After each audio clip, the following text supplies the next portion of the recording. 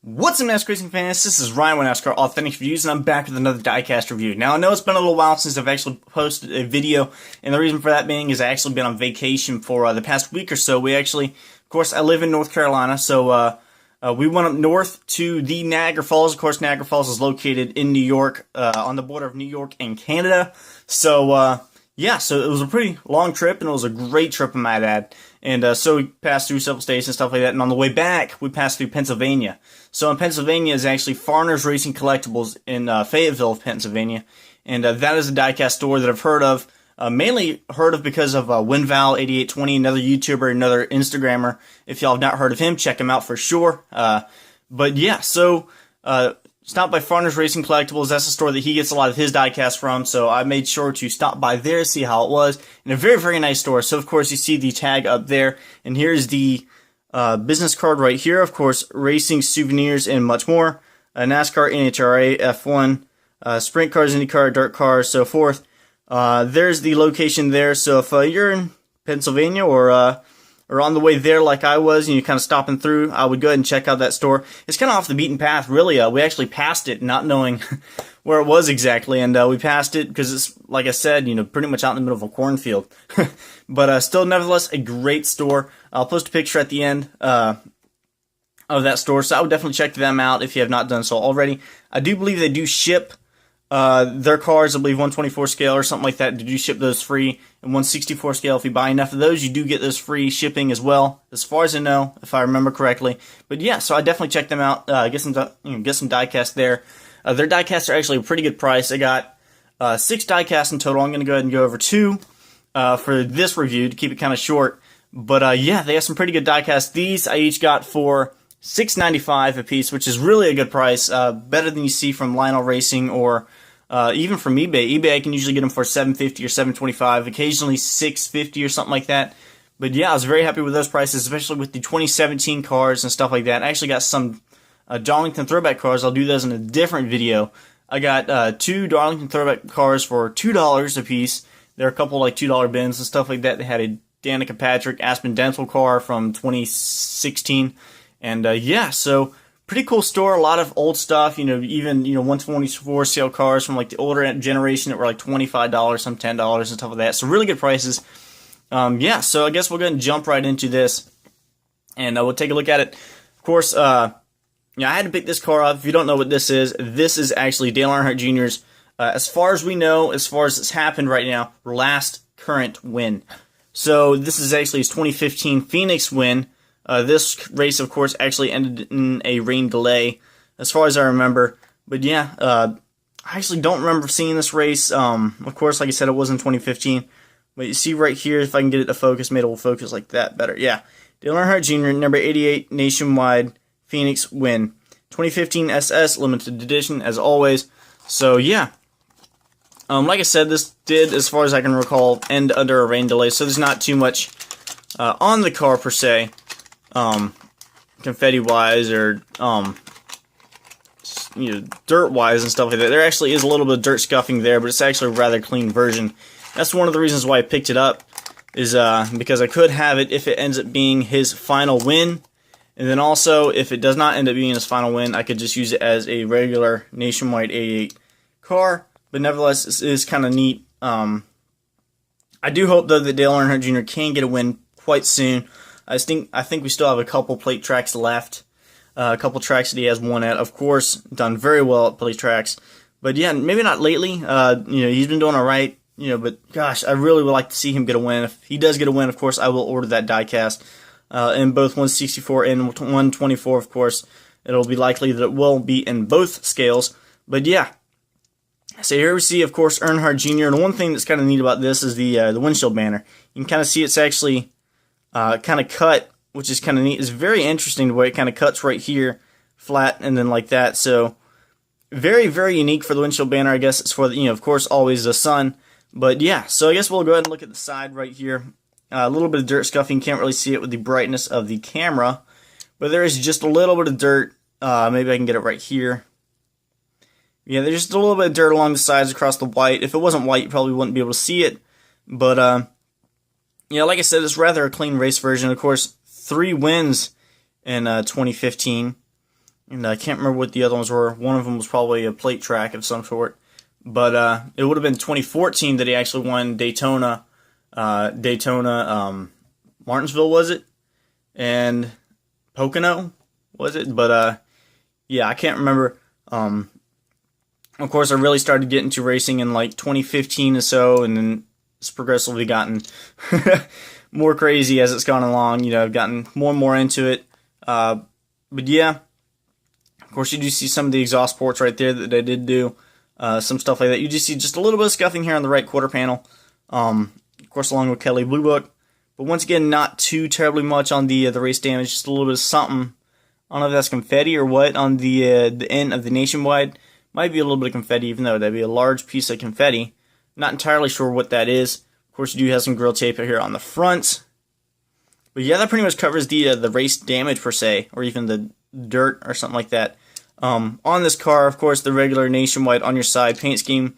Nothing too significant. I actually did like this paint scheme. It was probably one of the better paint schemes that Dale Earnhardt Jr. had. It's rather basic, but it did look really good on track. So, yeah, of course, we did hear as of recently that Alex Bowman will be replacing Dale Earnhardt Jr.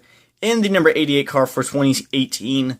And to be honest, I'm really actually kind of happy with that. Of course, you know, in the Xfinity Series, William Byron is my driver, and that was kind of one of those things. It's either going to be like Alex Bowman or William Byron or somebody else is kind of like another driver like that. But I was thinking William Byron will probably stay in the Xfinity Series for a little bit longer, at least 2 years, just like Chase Elliott did. Don't want to put him into Cup too terribly early, but I would like to see the drivers in the Xfinity Series for 2+ years at least. Just to be able to prove themselves, make sure the first year isn't just like not really a fluke, but yeah, but to make sure they do prove themselves and do get enough experience to get into the Cup Series. Don't exactly want to just throw them into the Cup Series as soon as they have 1 or 2 good races, even though William Byron has really had a really good season so far this year. 3 wins, almost 4 if it wasn't for Denny Hamlin the week before. He would have had really 3 wins in a row if that was the case. But yeah, so I am happy with Alex Bowman in the number 88 car, especially since Alex Bowman has he's ran in the Cup Series and the back marker teams. He did run for Dr. Pepper in the 23 car for, I believe, 1 year, and then ran the number 7 car. But yeah, so it is good to see Alex Bowman actually get a good Cup ride, and he did definitely prove himself. So I guess we will move on because I'm kind of rambling off of that for a little while.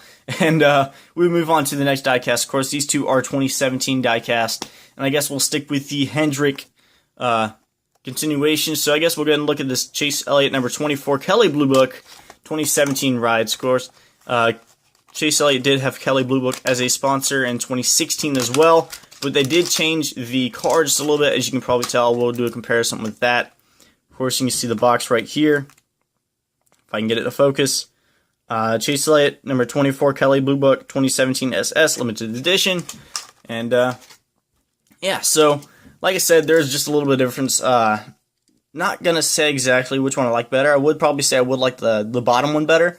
I do think it is kind of an improvement. Do like the wave they kind of have like right here. But yeah, overall not too terribly different. Of course, there's a little bit more white here on the front and so forth. But of course, the numbers are still the same except for the roof. But yeah, I would like, I would say again that I do like the 2017 one better. So, of course, this diecast was in, wave 4 of NASCAR Authentics. I actually did find wave 4 while I was on vacation in New York or whatever, heading on to Walmart's on the way there and so forth. And I did find wave 4, found all of wave 4 except for, I believe, the 41. I've not found the 41 Xfinity car for Kevin Harvick yet. I'm still looking, but hopefully that video will be up before too long. Maybe a little bit different because it was on trip and I didn't do any recording per se up there just in the Walmart. But yeah, so of course, this diecast does look pretty good. Of course, the 24 right here, the golden 24 and the white 24 on top. Even though line all is a little bit weird on this Kelley Blue Book lettering right here. I don't know if it'll show up on the camera, but it's kind of blurry. It's not really kind of defined. It's really quite odd. It's not like on this one where you can actually read Kelley Blue Book. This one, the printing is actually quite clear. On this one, it's really kind of blurry. I believe that was on all of them, if I recall. But yeah, for whatever reason, it's just kind of smudgy, for lack of better words. So yeah, overall, let me know what diecast you like better, which one you thought was better, the 2016 or the 2017 version of this Kelley Blue Book car, or if you even like the 2015 version with Dale Earnhardt Jr. I believe I did a poll back last year with that, which one people like better, the 88 or the 24 version. I think the 88 version people liked better over the one from last year. So I'm kind of curious which one people like this year. So yeah, there we see, of course, Elliott on the front name banner. Of course, that got changed later on this season to the back. Diecasts have finally been changed and corrected for that. So yeah, I guess we will continue on. There is the Chase Elliott number 24 Kelley Blue Book car, and we will move on to the Fastenal Ford. Another diecast that was in Wave 4, and I did end up finding, but didn't pick up because I have it right here. So let's see if we can take it out of the box and take a look at it. I guess we can go ahead and take a look at this right here. Once again, there we go. Ricky Stenhouse Jr., number 17 Fastenal 50th anniversary. 2017 Fusion Limited Edition, as always.